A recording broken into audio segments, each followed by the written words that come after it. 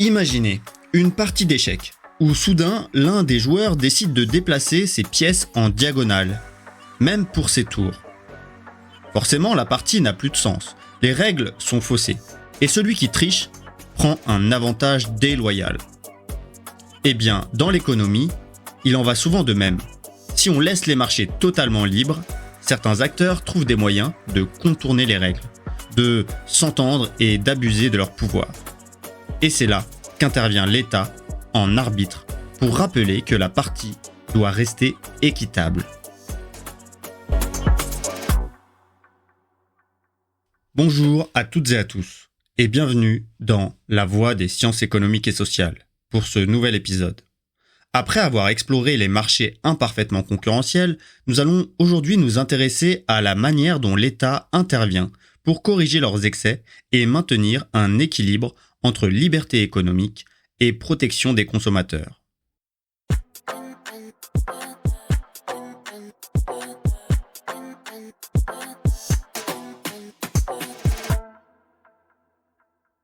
Car au fond, pourquoi est-ce si important de préserver la concurrence ?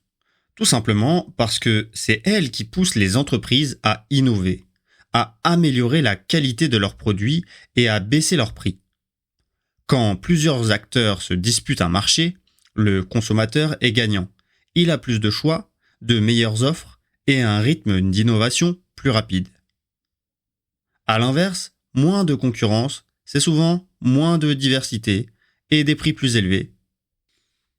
Naturellement, il arrive qu'une entreprise, grâce à son innovation, son efficacité ou sa popularité, prenne une place énorme sur le marché.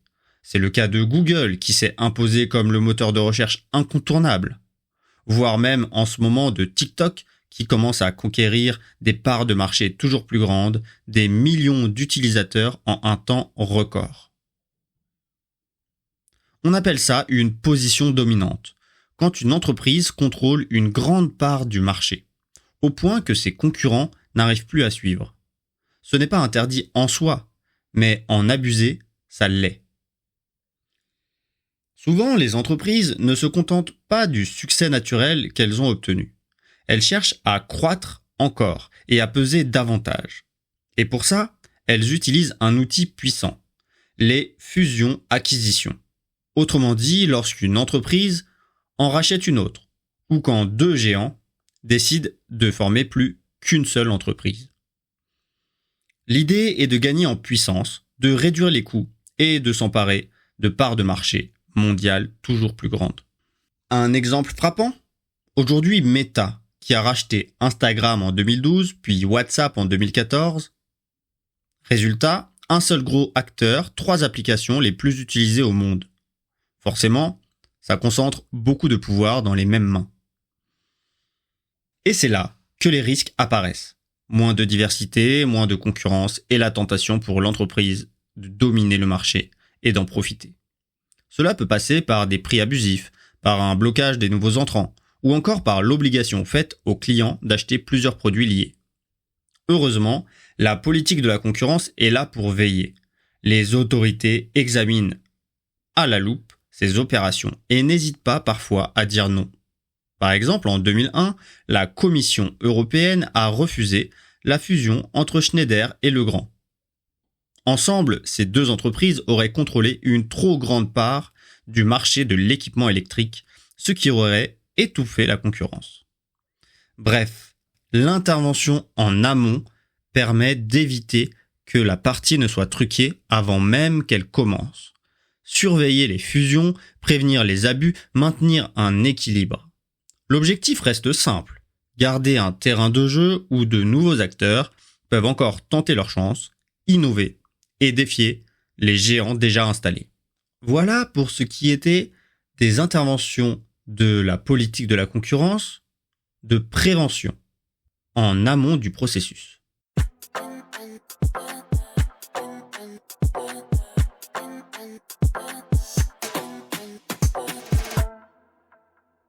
Si tu trouves ce contenu utile, rends-lui l'appareil, abonne-toi, commente, like, partage. Sans toi, l'algorithme l'enterre. Avec toi, il le fait décoller. D'ailleurs, si tu veux apprendre de façon interactive Tu peux aller sur lavoidesses.fr et trouver une communauté intéressée par les sciences économiques et sociales. Reprenons. Voyons ce qu'elle fait en aval, ses interventions. Que se passe-t-il lorsque les abus ou les ententes sont déjà là ?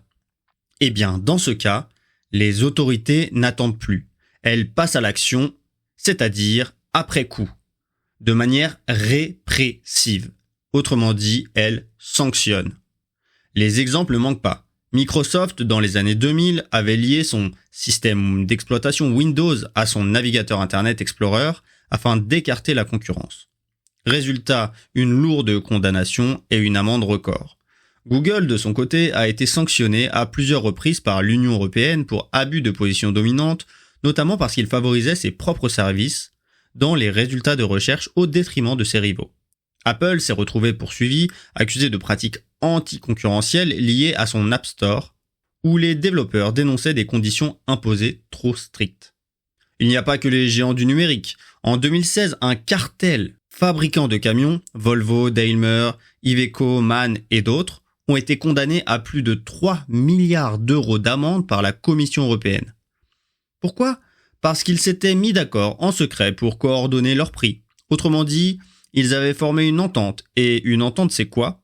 C'est quand des entreprises qui devraient être concurrentes choisissent en réalité de coopérer en cachette. Elles se mettent d'accord pour maintenir artificiellement les prix à un niveau élevé ou pour se partager le marché. Résultat, moins de concurrence et des consommateurs qui payent plus cher.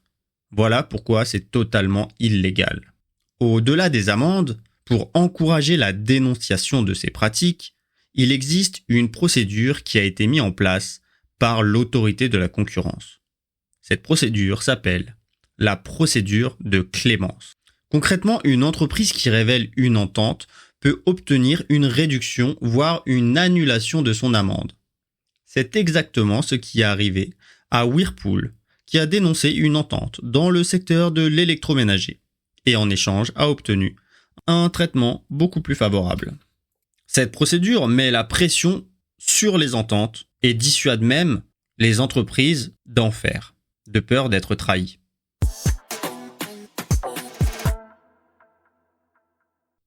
Mais attention, réguler ne veut pas dire bloquer toute initiative. Le rôle de l'État, c'est de trouver un équilibre subtil. Trop peu de régulation et les consommateurs se retrouvent à la merci des firmes toutes puissantes. Trop de régulation et ce sont les entreprises qui n'osent plus investir ni innover. La régulation n'est donc pas un carcan qui enferme, mais un garde-fou. Elle vise à garantir que les marchés restent un espace d'échange équilibré, efficace et surtout bénéfique pour le plus grand nombre.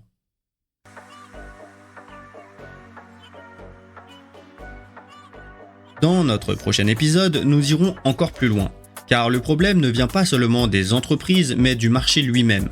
Et oui, il arrive que même un marché concurrentiel et encadré échoue à répondre aux besoins de la société.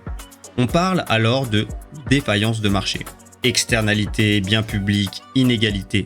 Autant de défis que le seul mécanisme des prix ne suffit pas à résoudre.